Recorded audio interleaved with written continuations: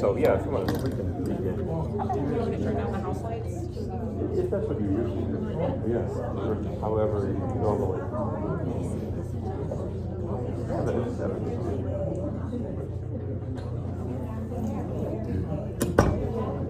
Let's.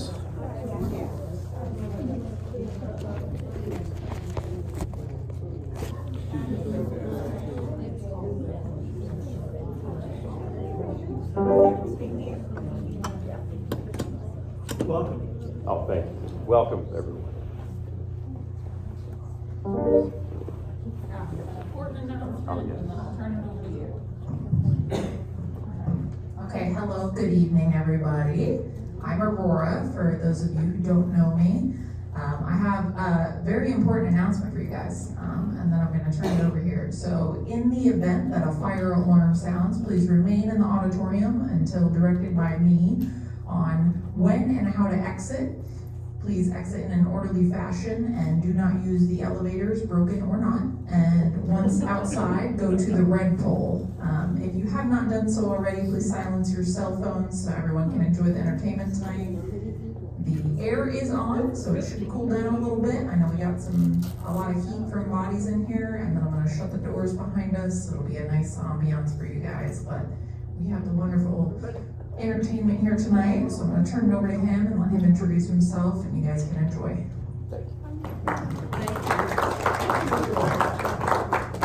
Thank you, Aurora, and I'm sorry I'm a little late. I was telling some of the folks over here, and speaking of fire, I was driving, there was terrible traffic, and then I saw a truck, a large like tractor trailer on the side of the road on I-40, just on fire.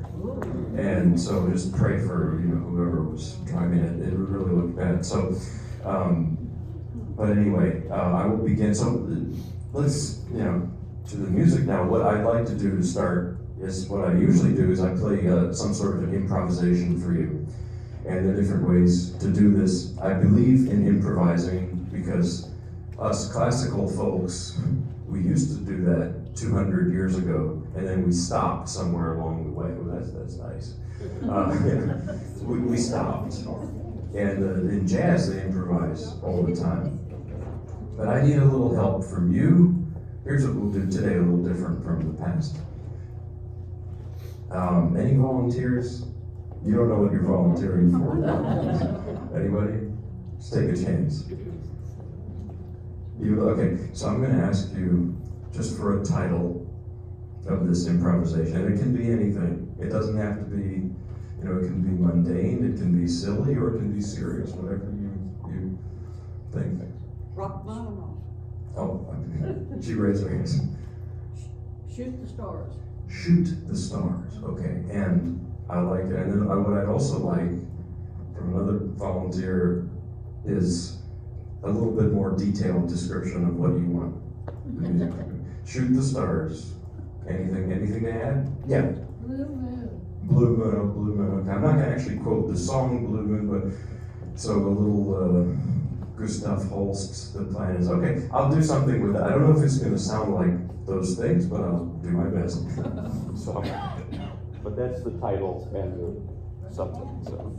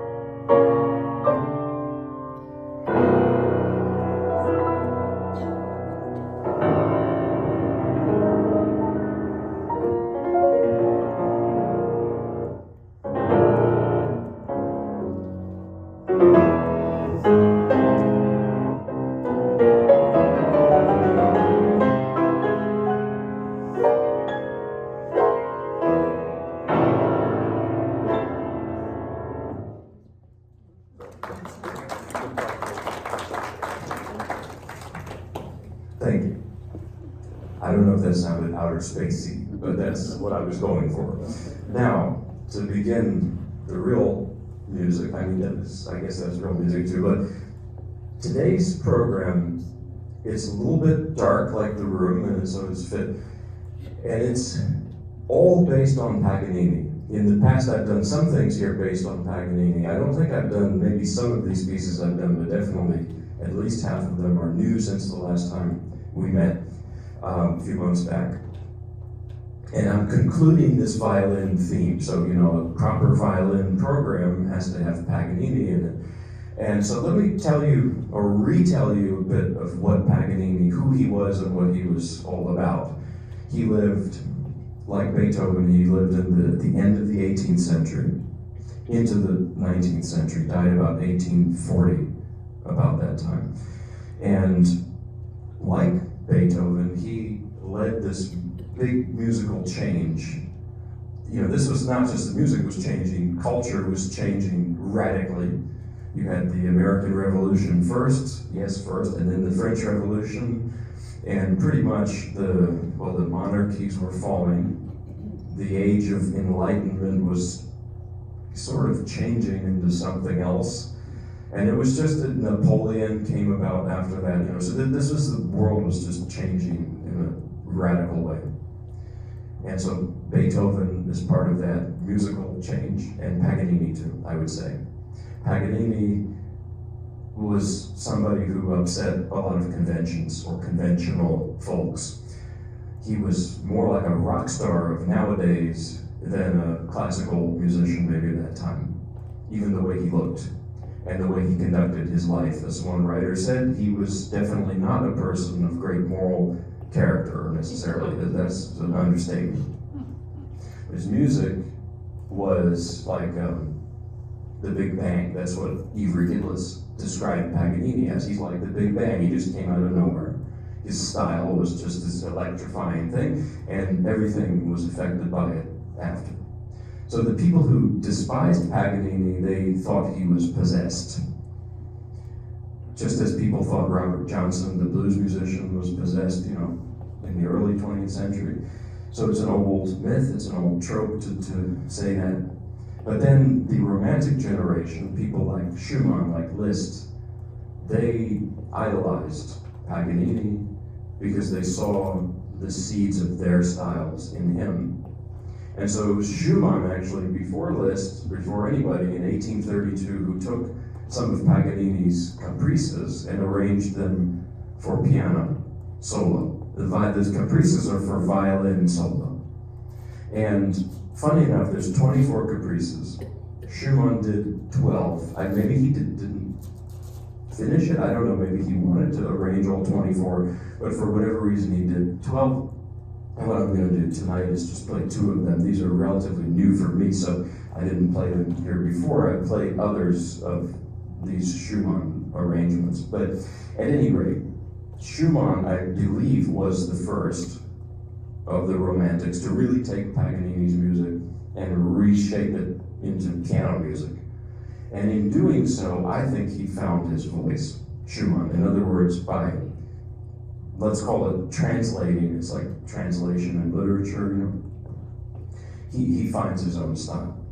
And the first one of these I'm going to play, it's on the creepy side to me. And I know Halloween has come and gone, not really my thing, but I have 2 toddlers, and you can imagine they were going crazy about it. And I was thinking a lot about this because I associated it with Halloween. I thought, oh, this is very Halloween-like. It's just creepy, it's spooky, it's like a horror movie. But then I started to read about the history of horror as a genre, and it was very popular at this time. Again, this was the anti-Enlightenment era. Rousseau and Voltaire were out, and Mary Shelley's Frankenstein was in. That was 1819. Washington Irving wrote The Legend of Sleepy Hollow in 1820. So it was all right around this time that this was popular. So maybe I'm not too far off making that connection. Let me show you something interesting that Liszt later arranged this for piano as well. Let me show you how Liszt treats it. I played you that Liszt version about 3 years ago, but I'll play the opening, how Liszt treats Paganini.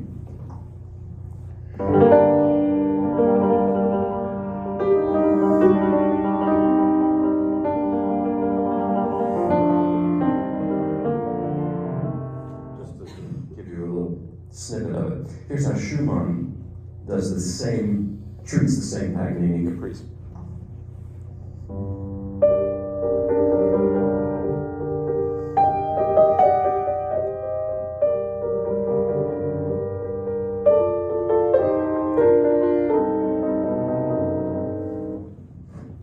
It's almost like a completely different piece. It's the same original Paganini, but it's a totally different arrangement. Like you read a different translation of the Iliad and the Odyssey. Depending on which translation you're reading, it's going to have a completely different effect. Which one do I prefer? I actually don't prefer one over the other. To make another holiday connection, Thanksgiving is coming, and in the South, the big question is, what do you like and what do you dislike? Pumpkin pie or sweet potato pie? Why do we have to choose? Why can't we just have a lot of both? And that's how I feel with different arrangements of different pieces. Here is the first, the G minor Paganini Caprice, arranged by Robert Schumann.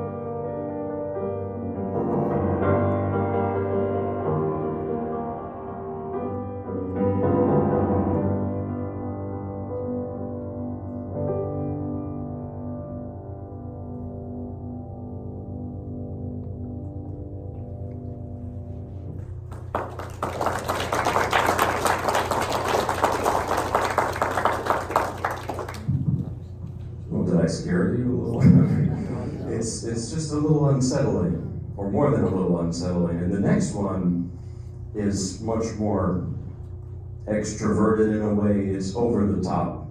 It's all over the place. And that's a word my grandmother, who was a big music lover, she told me that when I played her a Schumann piece one time when I was younger in high school. She said, he is all over the place. And I think that that is a very apt description of some of Schumann's music because it explains part of his personality. I've told you about Paganini, now I'll tell you more about Schumann. Well, Schumann was, he had a very tragic life. He, first of all, he wanted to be a virtuoso pianist like Liszt became and others. And around that time, he wrote these pieces, did these arrangements, and he tried to strengthen his pinky finger with some sort of a mechanical device, not a good idea. And he damaged his hands. He also wanted, so he didn't become a concert pianist. He wanted to be a novelist, and that didn't pan out. In some ways, he's the opposite of a child prodigy. He tried this, he tried that, nothing worked. And I was reading about his opera, which I'm listening to. He has one opera, Genoveva, I don't think I'm saying it wrong, but it's so beautiful. I'm listening to it in the car, but I was also reading about how it was just rejected everywhere. But Schumann, he suffered from bipolar disorder, or what probably was that. I don't know how they thought of it back then, but he, it was very, very difficult, his life. And he gave literary characters, imaginary literary characters, to the sides of his personality, which is really fascinating. The manic side he called Florestan. And that's this next piece, for sure. That's all over the place. The side of himself that was more depressive, sad, he called that Eusebius. And that's pieces like the famous Traumerei from Kindersänger. That's Eusebius. This.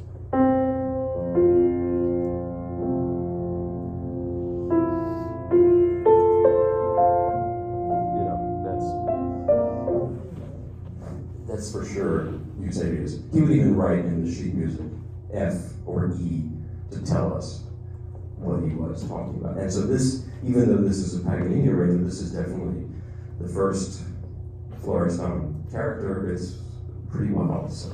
And you also can hear how Paganini was something of a rock star-like musician of that time, because this could be some heavy metal or something today. I don't know. All right.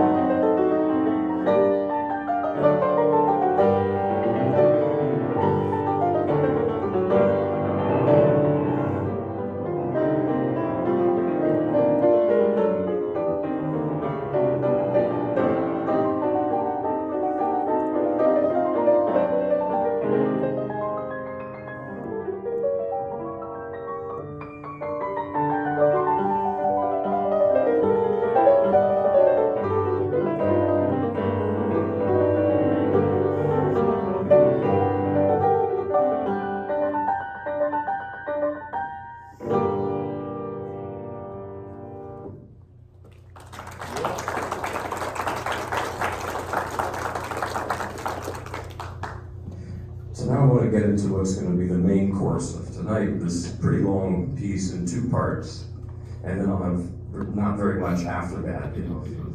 So I believe I did part 1 last time, but only part 1. But today I'm going to do parts 1 and 2 of Brahms's Paganini variations. And I was just thinking about something in the car, you know. Sometimes I like to associate music with weather. Not whether or not, but the weather, like the climate. And the thing is that Paganini was from Genova, which is in Italy now. It's nowadays Italy. And the climate there, you know, there's a more sunny and warm and dry. And when you hear Paganini on the violin, well, he sounds like that. But with Schumann, who was from what's now East Germany, Leipzig area, Zwickau. You know, I was in Germany and Austria over the summer, and even in Munich, it's that far south, Bavaria, it was cold and rainy and dark, and I don't know about you, but that's what I heard in those 2 Paganini arrangements, and the Brahms is the same thing. Brahms was from Hamburg. Hamburg is in the far north of Germany, and it's people there, well, the climate is very rainy and cold, and people are not known for being warm and effervescent there. It doesn't mean that they don't have it inside.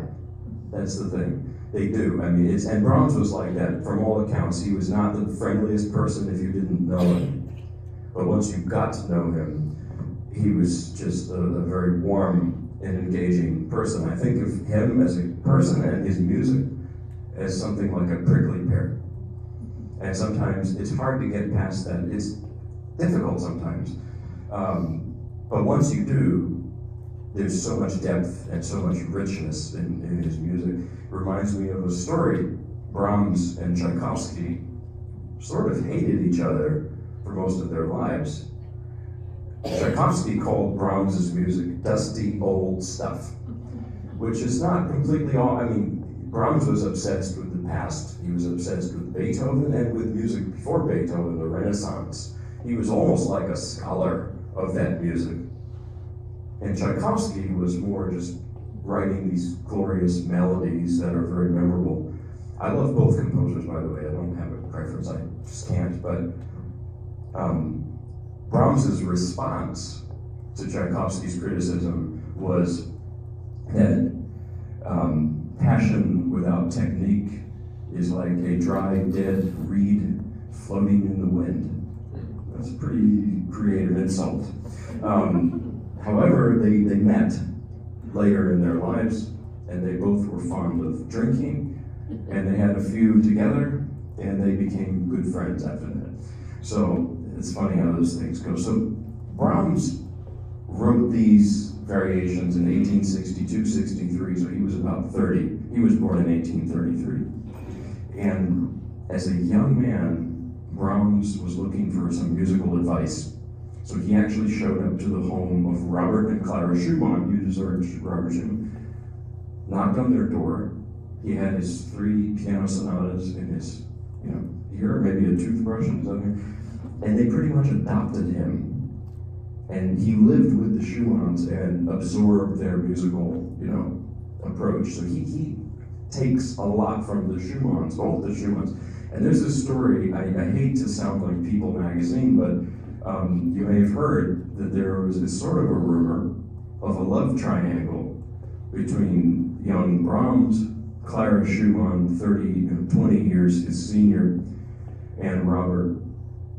It's not clear, like one historian remarked that the reality is most composers' lives were a lot more boring than we might think.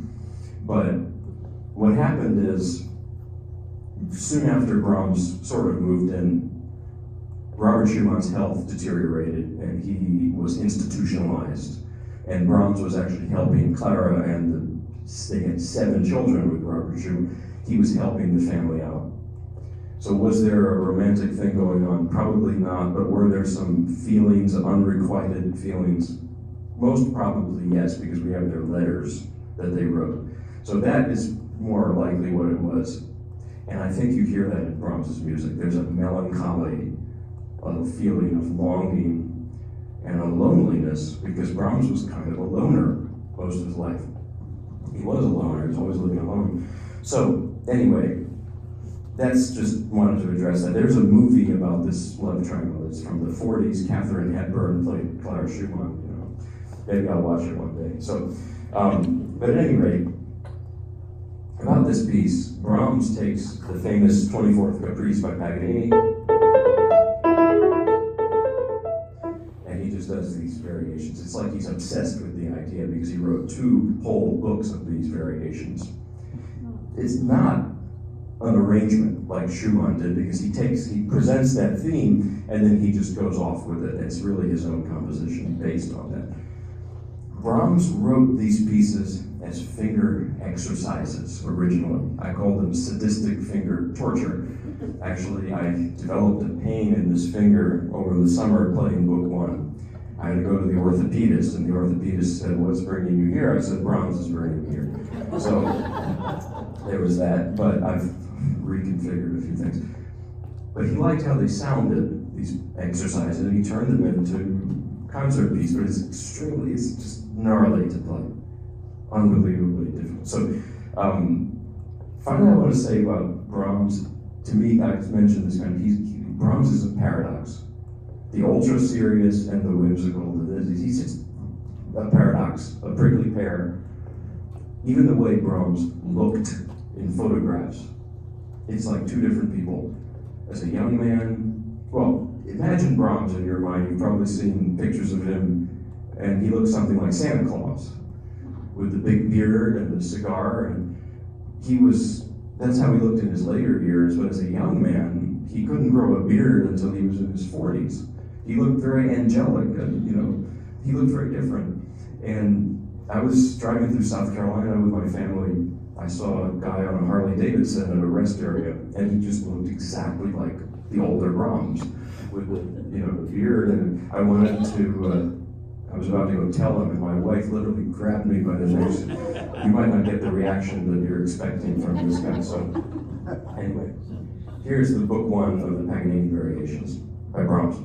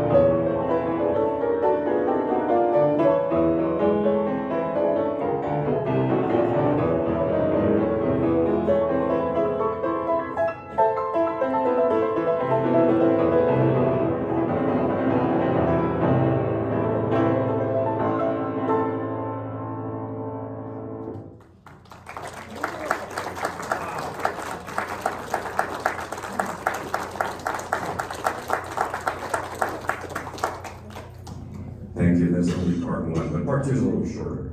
And part two is actually a little more subtle. That's not, I mean, it's not hard to do, to be more subtle than that. Reminds me of one actor, Christopher Waltz, whose mother is Austrian and father is German, and someone asked him in an interview, what's the difference between the two cultures, even though they speak the same language? He said, oh, they're so different, my mother and father. It's like trying to compare a battleship with a waltz. And so if that's the case, Brahms being from Hamburg, that's a battleship. He ended up living in Vienna, but sounds very Hamburg to me. So the next set, like I said, is a little shorter. You're going to hear the same theme again, but it's a little waltzier.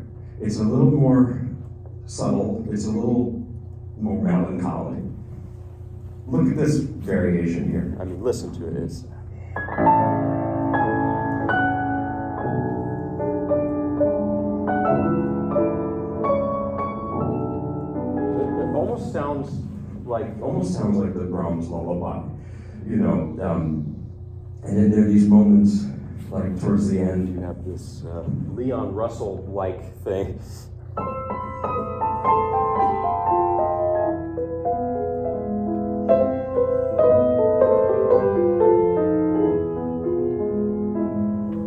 And so what I'm saying is I think the character overall of the second set is just completely different. So here it is, book 2, good luck to all of it. This one's a little newer for me, so I ask some forgiveness and understanding in advance. These pieces are so difficult. So, yeah. Okay.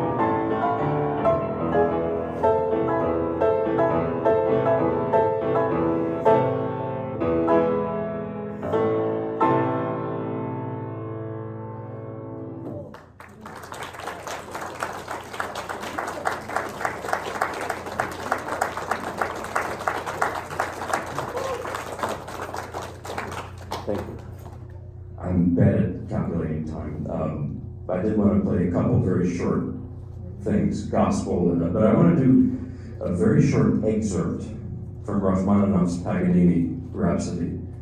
And this is based on the same, I mean, the entire piece, which I'm working on, it's based on the same. But the 18th variation is not. Because what he does is he flips it upside down. If you take the sheet music for this, turn it upside down, you get this new melody, which is a very famous melody because it's used in a lot of movies. Even The Notebook, even Groundhog Day uses it. So Rachmaninoff wrote this at his summer home on Lake Lucerne in Switzerland, which is not too shabby. You know, he did well for himself performing. He really did well, but he was homesick for Russia. He left Russia in 1917, never went back. And the pain is in his music. And this particular piece, to me, is a throwback to his younger style. Because most of the Paganini Rhapsody is a little drier, it's a little sharper than most of Rachmaninoff's earlier music. And I think he was influenced by living in America. That's where he mostly lived. And he loved America, but like my Uncle Boris, who's no longer with us, we were very close, from Russia, my mother's from Russia, couldn't quite adjust to the US, loved the US, but just was out of place. Rachmaninoff said in his diary, he said, I feel like I'm an alien, pretty much, in this new world. And I think, to me, this variation is a dream of returning home. And even if you're not from a place like the Soviet Union, we all have dreams of returning home. I know I do. I grew up in New Jersey, maybe not so glamorous, but you know, I visited the street where I grew up in New Jersey, and it's all changed. Because home is a time more than a place. And I think we can all relate to that, is because you can't go home with this universal concept. So here is a 18th variation snippet of Rachmaninoff's Paganini Rhapsody.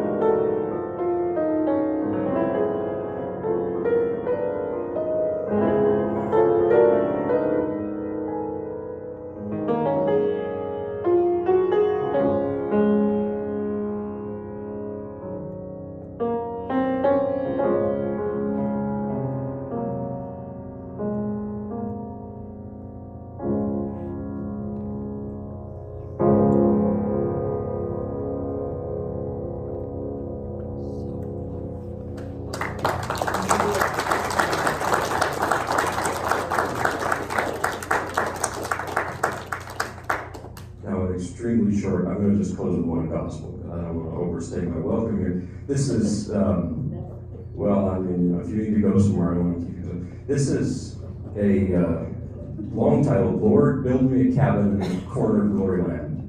And it's an old-time gospel song that Charlie Pride sang, Hank Williams Sr. This is my dad's music. I told you my mother's from Russia, my dad's from Southside Virginia. He's also an immigrant, right? From there. And that's his music, and that's what I'm going to play right now. So, very different character from the heavy stuff that I played. Pretty much everything I played was kind of, you know, maybe not the most uplifting. Rachmaninoff's kind of uplifting, but with a sadness to it. But this is just, you know, this is just more upbeat. Yeah.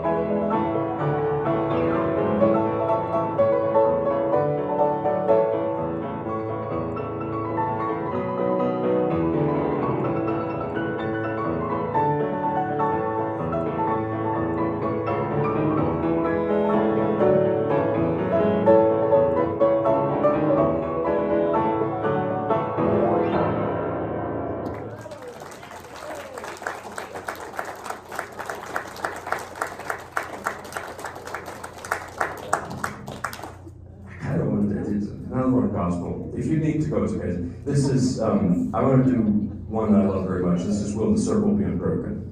And it's not, I think it's one of those, it has an author, but it doesn't really have an author. It's been sung for generations. The Carter family adapted it. And then there's, so I'm going to play, it's not too long, so this will be it. Will the Circle Be Unbroken? Which is something that is very close to my heart, so yeah.